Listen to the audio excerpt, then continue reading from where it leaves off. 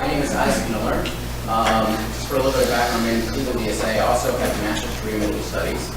I lived in Jordan and Egypt for 4 years combined, from 2011 to 2015. During the military coup, I was in Egypt, the counter-revolutionary military coup. I was there. I was watching it.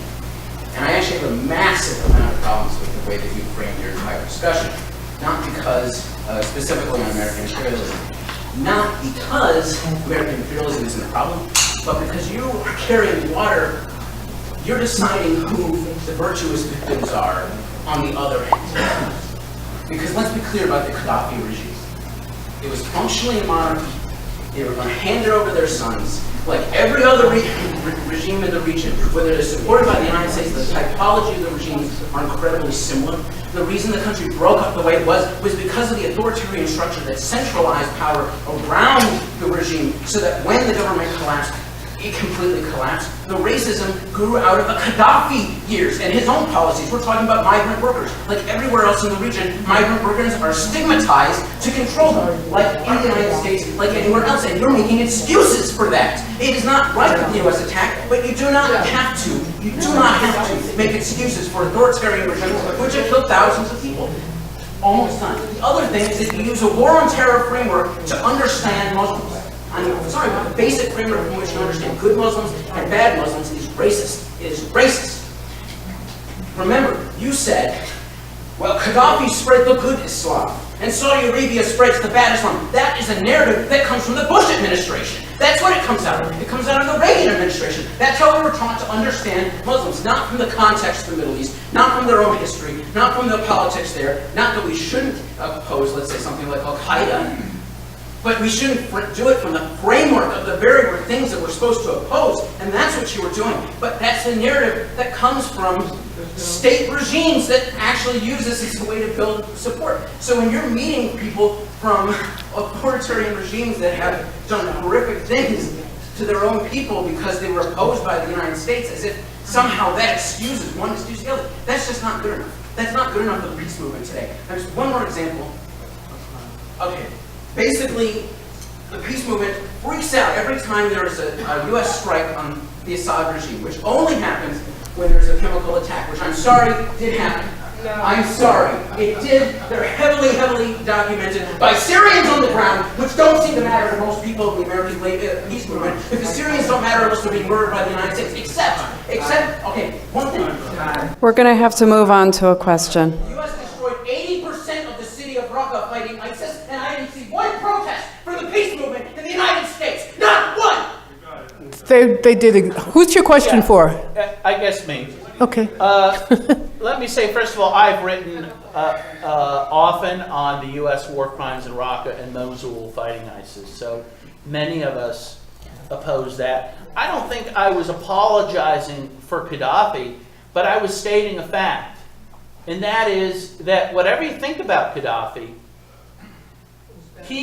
Libya was the most prosperous country in Africa before the invasion. It's now the least prosperous, okay? And it isn't true that Libya under Gaddafi was somehow a static state. In fact, there were discussions and there was work being done to create a constitutional state. In fact, Gaddafi was working with the International Democratic Institute at the time to do that. The point is, we don't know where that country could have gone. Every country has ugly forms of development and ugly forms of moves towards democracy. I remember in the U.S., I heard we had slavery at one time. There's a lot of ways in which countries develop. But my main point isn't to defend that. All it is to say, and you and I seem to agree, is it doesn't justify military intervention. And there were 3 lies that were made about the regime, and they were lies, and that's a fact.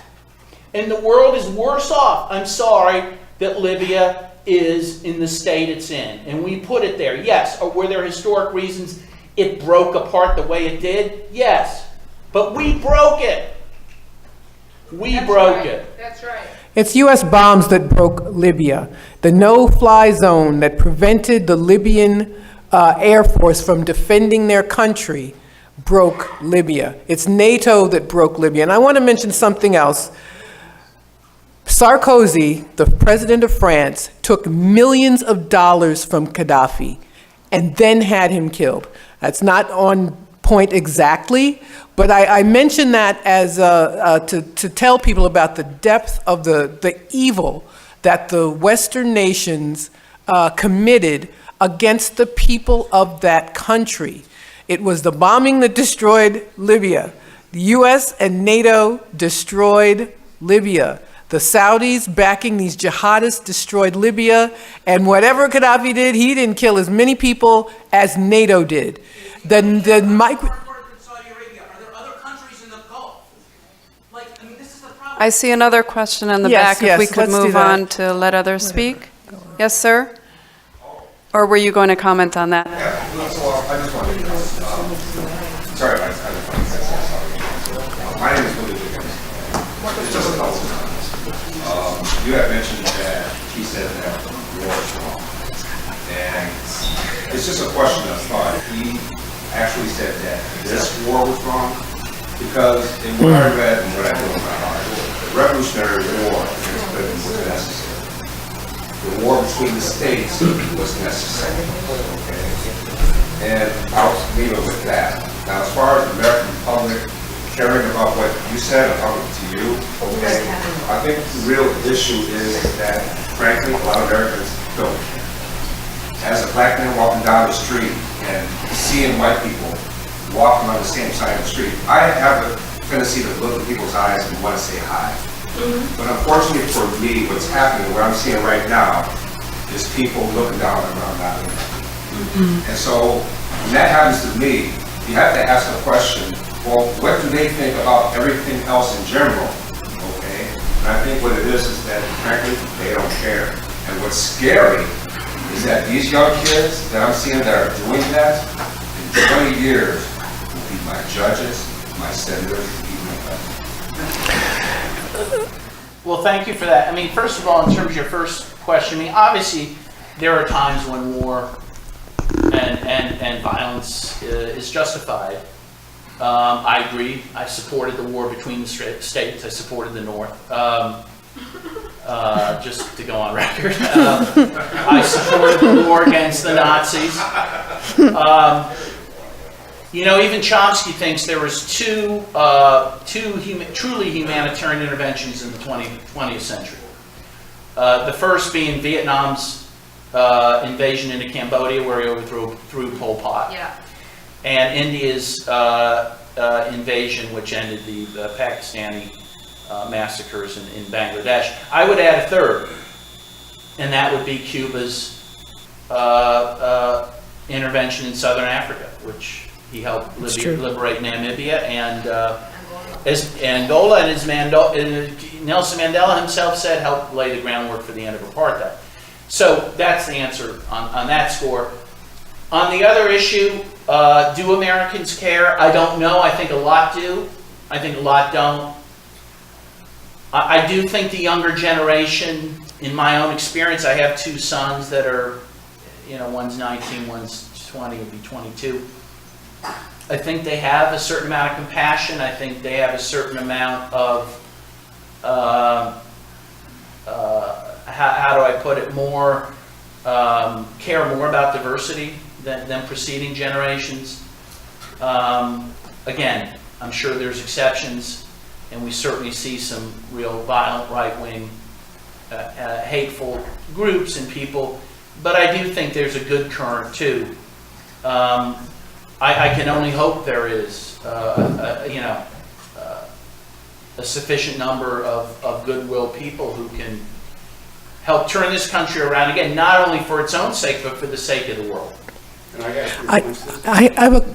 I'm sorry, I wanted to respond to something you said about the American Revolution. The American Revolution was the war for the settler colonial state. The British, the Americans, the people were called patriots and so forth, they wanted to keep expanding, and they did. across the continent. The British did not want to. They were also afraid that the British were going to end slavery. So it's a bigger conversation. So I would not speak in support of that war. The British also offered and gave freedom to enslaved people who fought on their side. So I just wanted to add that. Okay, I David? just would like to add a few points about this. It's working. Since this is an event to honor Eugene v. Debs, especially, I think it's interesting. Debs never called himself a pacifist, but he's horrified by the war. And I think that's important in understanding his thinking.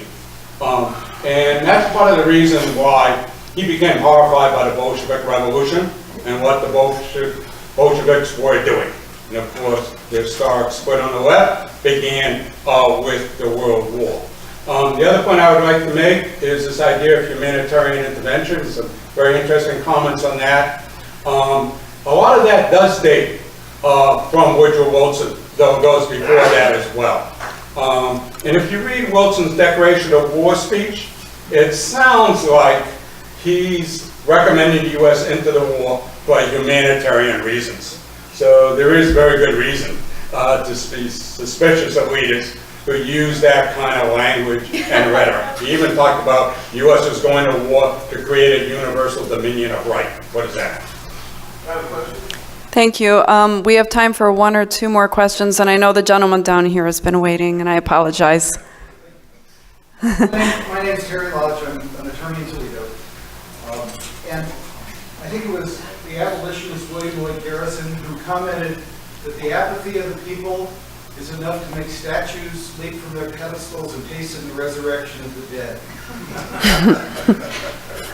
My question is addressed to anybody on the panel who would like to answer it. I think we are very definitely drifting toward war with Iran. Pompeo Maximus and John Goldberg, who's one of the premier assholes of the universe, are pushing very hard the cancellation of the 1955 treaty with Iran because we disagree with the international court decision. The things that are going on are building a case. I'll stop pontificating. What I anticipate around Iraq, 25 million people or something hit the streets in various countries around the world. It wasn't enough to make a dent in stopping what was going on. But there was a sort of a big PR buildup to that war, which I don't expect. And my question is, what scenario, to those of you who believe or tend to agree with me, if you do, that we are drifting toward war with Iran, we're not going to have much organizing time. I don't think. I see a Gulf of Tonkin, I see weapons of mass destruction thing, but on a very accelerated time scale, because we have a lunatic, embattled president who, if he feels pushed into a corner after midterm elections or something like that, who knows what he and Pompeo Maximus might put together. Right, well, I think you're right that things could go very quickly towards a war. I just think you have to start building now to resist it, and I think people need to be educated about Iran and why it's not the threat that it's claimed it is. And also to point to, again, these other wars and what has resulted from them, and that would be clearly what would result there. There's no silver bullet, but I think we need to rebuild a peace movement, and we need, again, to counter a lot of propaganda that's being put out by the mainstream press about Iran. Last two questions in the back and right here, and then we will begin our second panel. I first would like to say thank you to the 4 people here that came here to tell truth. And I want to remind all of our audience that sometimes when you tell truths that aren't supposed to be heard or that go against the status quo, you find people get very angry about it. And I want to let you know that you're appreciated. And that hearing truth is a refreshing thing in my mind. Secondly, I'd like to tell you not to be fooled by the status quo line, the bullshit that they tell us.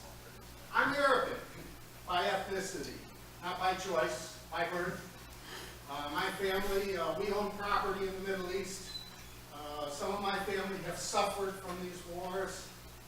And I can tell you that what we're doing in Syria is not good for the people of Syria.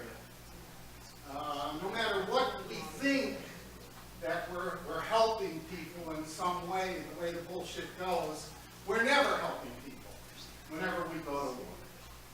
And really keep that in mind. Don't let these phony stories sway you and make you feel sad, because these interventions are not humanitarian. None of them are.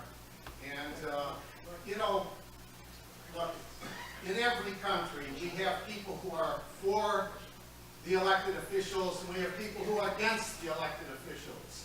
But even the people who are against the elected officials in Syria, they didn't ask for this war. Amen. I can tell you firsthand, knowing the people of Syria, I'm Syrian. I can tell you firsthand, my family, we have property there, we do business there, and we have family there. I love democracy. I love the idea of having some influence in my government. And yes, they do have a leader whose, you know, dynastic line has held this for a while, okay?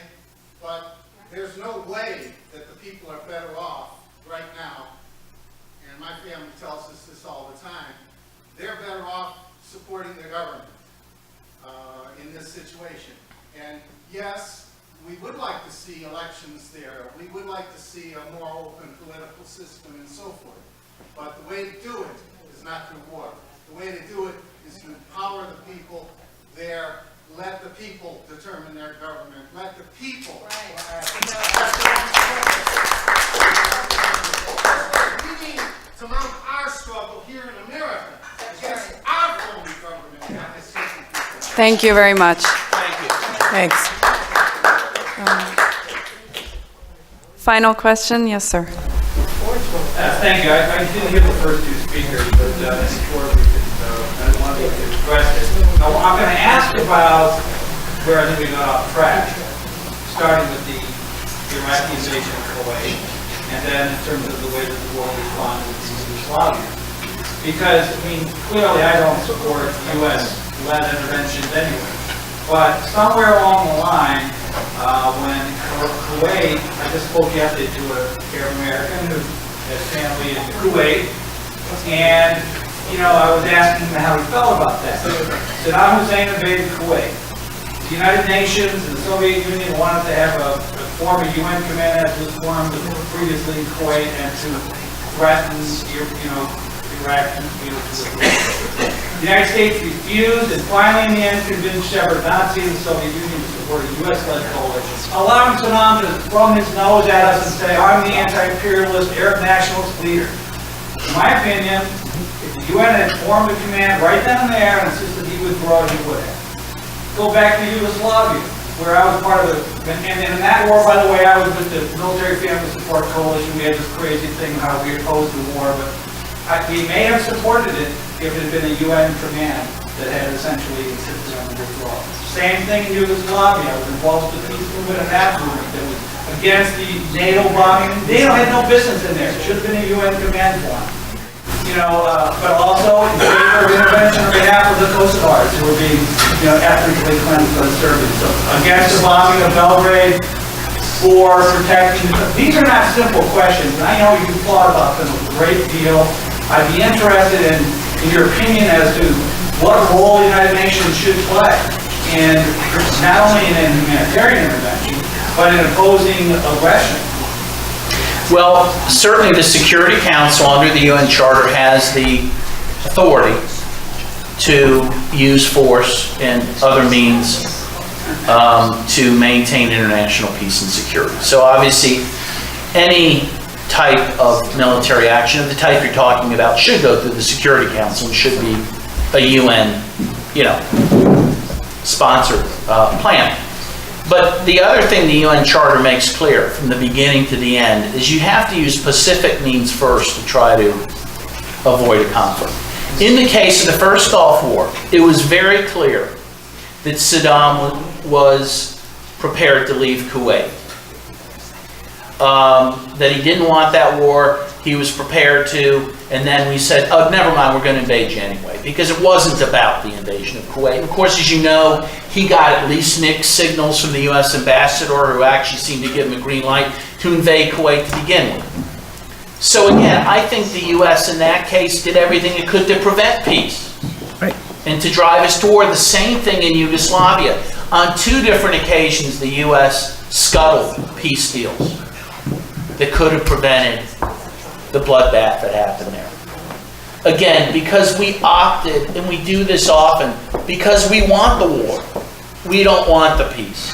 And that is really what I think is the problem. In Libya, the same thing. Again, Gaddafi says, come look at what's happening. But no, we don't want to look, we want to bomb you. Again, this happens over and over. The U.S. is looking, for an excuse for an intervention it wants to do anyway. And that is the problem. Yeah, I just want to respond briefly about Yugoslavia. The goal was to break up this independent, still socialist state after the fall of the Soviet Union. Most of what we've been told about Yugoslavia is a lie.